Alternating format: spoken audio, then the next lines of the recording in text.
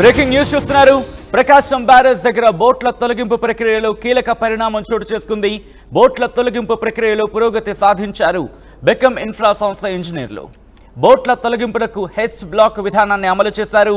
ముందు iron rope ద్వారా బోటుని సాధారణ స్థితికి తీసుకొచ్చారు.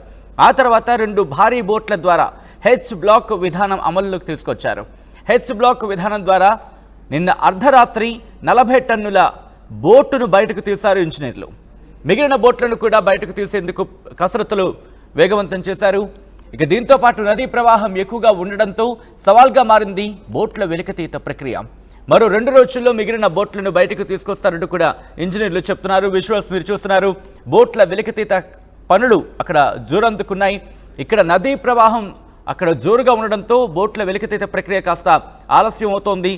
కొన్ని సందర్భాల్లో అయితే మాత్రం అక్కడ ఆటంకం కలుగుతోంది. ఈ నేపథ్యంలోనే ఇటు ఆ పనులకు సంబంధించిన విజువల్స్ మీరు చూస్తున్నారు. అక్కడ పరిస్థితి ఏ విధంగా ఉంది అనేది. ప్రకాశం బ్యారేజ్ దగ్గర బోట్ల తొలగింపు ప్రక్రియలో కీలక పరిణామం చోటు చేసుకుంది. బోట్ల తొలగింపు ప్రక్రియలో పురోగతి సాధించారు ఇంజనీర్లు. బెకమ్ ఇన్ఫ్రా సంస్థ ఇంజనీర్లు ఈ పురోగతి సాధించడం జరిగింది. బోట్ల తొలగింపులకు సంబంధించి హెచ్ బ్లాక్ విధానాన్ని అమలు చేశారు వాళ్ళు. ముందు ఒక ఐరన్ రోప్ ద్వారా బోటుని నార్మల్ పొజిషన్కి అంటే సాధారణ స్థితికి తీసుకొచ్చారు. ఆ తర్వాత 2 బోట్లకు సంబంధించి హెచ్ బ్లాక్ అంటే ఒక బోటుకి ఇంకో బోటుకి ఒక కనెక్టివిటీగా పెద్ద పెద్ద ఐరన్ రాడ్లను వాళ్ళు అక్కడ కనెక్ట్ చేయడం జరిగింది. ఆ ఐరన్ రాడ్లను కనెక్ట్ చేసి ఈ బోటుకి సంబంధించి సమాంతరంగా వాటిని కదిపేందుకు అంటే ఈ 2 కూడా 40 టన్నులు ఉన్నాయి అనుకుందాం. ఇటు మునిగిపోయిన బోట్ ఒక 40 టన్నులు ఉన్నది. అయితే ఆ 40 టన్నులు ఉన్న బోట్ని బయటకు తీయాలంటే అంతే బరువు ఉన్న బోట్ అయితే సరిపోతుంది. కానీ ఈ ఇరుక్కున్న బోటుకి సంబంధించి నీటితో ఉంది, దాంతోపాటు ఇసుకలో కూరుకుపోయింది, బురద కూడా పట్టేస్తుంది దానికి. ఈ నేపథ్యంలో మరింత బరువు దానికి మరింత బరువు దానికి తోడయ్యింది.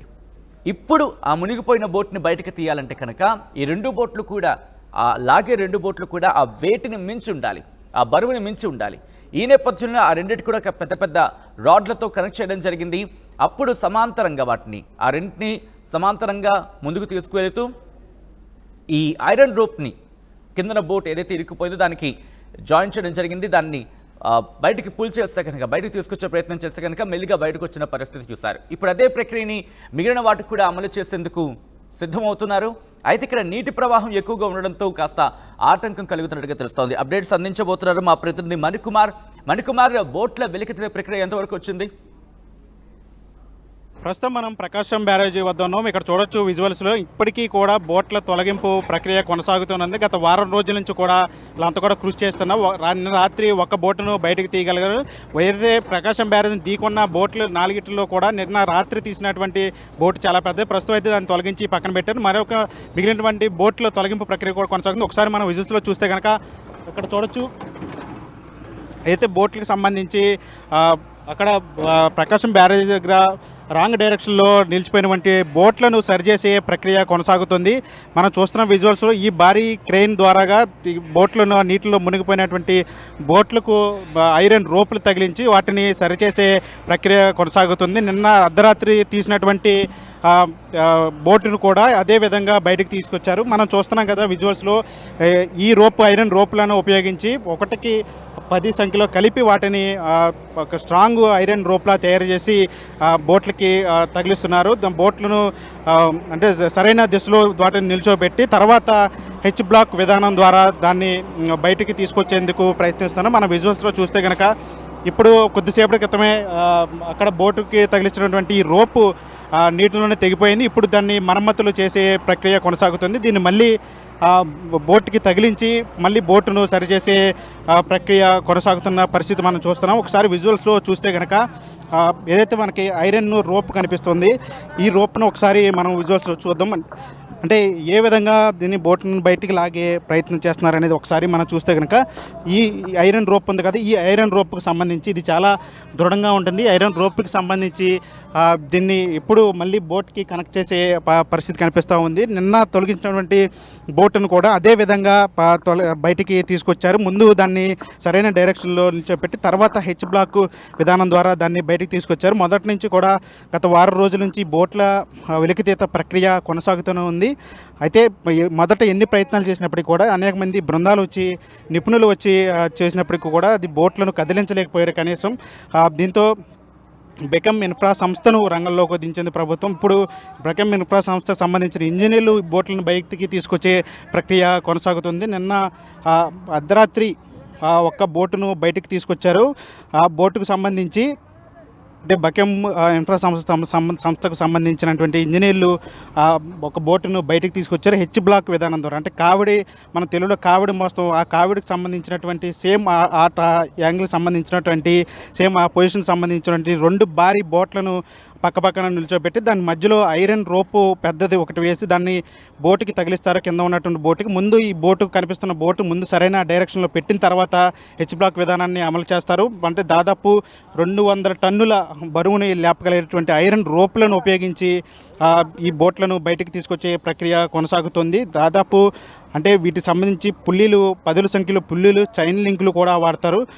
హెచ్ బ్లాక్ విధానం ద్వారాగానే మాత్రమే ఈ బోట్లను బయటికి తీయగలమని ఇంజనీర్లు భావించిన నేపథ్యంలో ఇప్పుడు దీనికి సంబంధించి అంతా కూడా ప్రక్రియ అంతా కూడా కొనసాగుతుంది. అంటే నిన్న అర్ధరాత్రి కూడా ఏదైతే భారీ బోటు ముందు తొలగించినటువంటి బోటు ఉందో దాన్ని కూడా ఇదే విధానంలో బయటికి తీసుకొచ్చారు. అంటే హెచ్ బ్లాక్ విధానం ద్వారా మాత్రమే. అంటే ఇప్పటి వరకు కూడా చాలా ప్రయత్నాలు చేసినప్పటికీ కనీసం బోట్లకు సంబంధించి కదపలేకపోయారు. వాటిలో నీళ్లు నింపే ప్రయత్నం చేశారు, తర్వాత వాటిని కట్ చేశారు, తర్వాత మళ్ళీ వాటిని అంటే వివిధ రకాలుగా కూడా ట్రై చేశారు. కానీ ఎక్కడ కూడా బోట్లు వెలికితీత ప్రక్రియ ముందుకు సాగలేదు. చివరికి ఎట్టకేలకు హెచ్ బ్లాక్ విధానం సక్సెస్ అయింది. ఖచ్చితంగా ఈ విధానం ద్వారా మిగిలిన బోట్లను కూడా బయటికి తీసుకొచ్చే పరిస్థితి కనిపిస్తూ ఉంది. ఇప్పటికే అంటే ఈ ఢీకొట్టినటువంటి 4 బోట్లలో కూడా అర్ధరాత్రి తీసినటువంటి బోటు చాలా అది అన్నిటికంటే పెద్ద బోట్ అని చెప్పాలి. దాదాపు సామాన్యంగానే అది 40 టన్నుల వరకు ఉంటుంది. దీన్ని మొదటి నుంచి కూడా వారం రోజుల నుంచి కూడా అదంతా కూడా నీటిలో ఉండిపోవడంతో మొత్తం ఇసుక మట్టి అంతా కూడా కూరుకుపోయే దాదాపు 100 టన్నులు అయింది. దాన్ని కూడా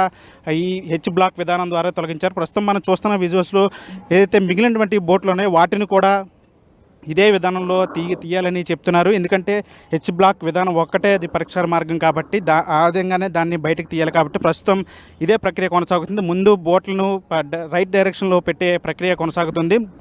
కనిపిస్తున్న బోటును రైట్ డైరెక్షన్లో పెట్టిన తర్వాత అది సాధారణంగా ఉండే స్థితిలో పెట్టిన తర్వాత అప్పుడు పెద్ద అంటే 50 టన్నులు పైబడినటువంటి బోట్లను తీసుకొచ్చి దాన్ని అటుపక్క ఇటుపక్క ఒక బోట్లను పెట్టి మధ్యలో ఐరన్ రోపులు దానికి బిగించి అప్పుడు బోటును కదిలించే ప్రయత్నం చేస్తారు. ఎందుకంటే రాత్రి కూడా అర్ధరాత్రి వరకు కూడా కొనసాగిన ప్రక్రియలో మొత్తం ఆపరేషన్లో మొత్తం కూడా ఇదే విధానం కొనసాగింది. ఇప్పుడు కూడా ఇదే విధానాన్ని కొనసాగించి ఈ బోట్లను కూడా వెలికి తీసే ప్రక్రియ చేస్తున్నారు. నిన్న అతిపెద్ద బోటు అది వచ్చేసింది కాబట్టి ఖచ్చితంగా వీటిని కూడా ఇప్పుడు బయటకు తీసుకురావడానికి నిపుణులు అయితే ట్రై చేస్తున్నారు. ఒక పక్క చాలామంది సిబ్బంది పనిచేస్తున్నారు. మనం ఇప్పుడు చూసాం ఈ ఐరన్ రోప్ తెగిపోయింది, దాన్ని వెంటనే మరమ్మతులు చేస్తున్నారు. వెంటనే దాన్ని మళ్ళీ బోటుకి తగిలించి మళ్ళీ దాన్ని బయటికి లాగే ప్రక్రియ చేస్తున్నారు. ఇదంతా కూడా మాకు 2 రోజుల్లో పూర్తయి ప్రధానంగా ఉన్నటువంటి ఏదైతే ఈ ప్రకాశం బ్యారేజీ దెబ్బతిన్నటువంటి బోట్లు ఉన్నాయి, బోట్ల మీద కూడా వాటన్నింటిని కూడా బయటికి తీసే ప్రక్రియ కొనసాగుతుంది. కేవలం హెచ్ బ్లాక్ ద్వారానే ఈ విధానం ద్వారానే ఈ బోట్లన్నీ కూడా వెలికి తీస్తున్నారు కాబట్టి ఇంకా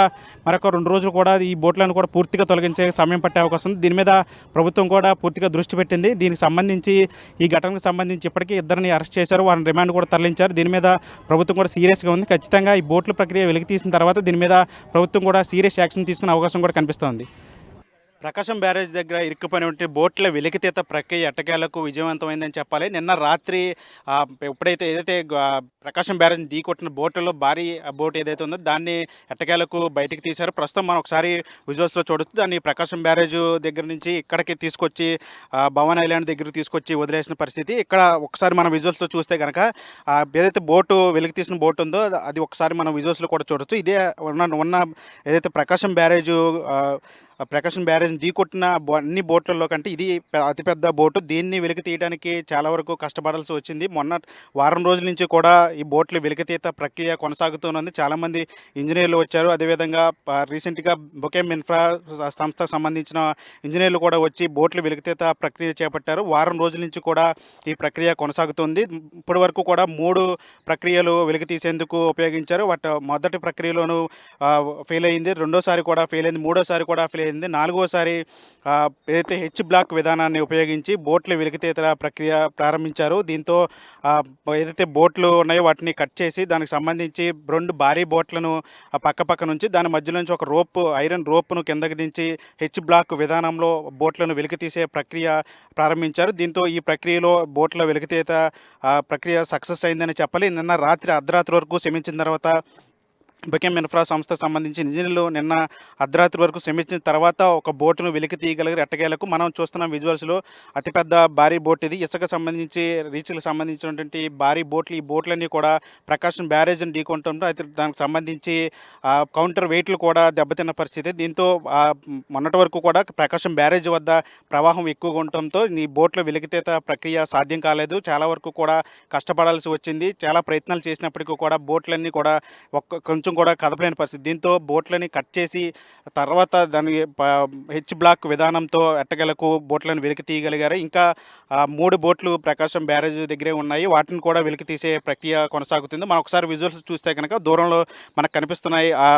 ఏదైతే బోట్లు కనిపిస్తున్నాయో ఆ బోట్లను ఉపయోగించి ఈ వెలికితీత ప్రక్రియ అయితే చేస్తున్నారు. వారం రోజుల నుంచి కూడా ఎంతోమంది వందలాది మంది శ్రమిస్తే కానీ ఒక్క బోటును వెలికి తీయగలిగారు. ఈ బోట్ల వ్యవహారం ప్రస్తుతం రాష్ట్ర వ్యాప్తంగా కూడా చర్చనీయాంశం అవుతుంది. దీనిపై ప్రభుత్వం కూడా సీరియస్ అయింది. దీని మీద ఇప్పటికే దీనికి బోట్లకు సంబంధించి 2 వ్యక్తులను కూడా అరెస్ట్ చేసి రిమాండ్కి కూడా తరలించిన పరిస్థితి. ప్రభుత్వం కూడా దీని మీద సీరియస్గా ఉంది. బోట్లే ఎట్లా ఎవరికి చెందినవి, దీని వెనకాల సూత్రధారులు ఎవరు, పాత్రధారులు ఎవరు అనే దాని మీద కూడా ప్రభుత్వం కూడా కీలక నిర్ణయం తీసుకోనుంది.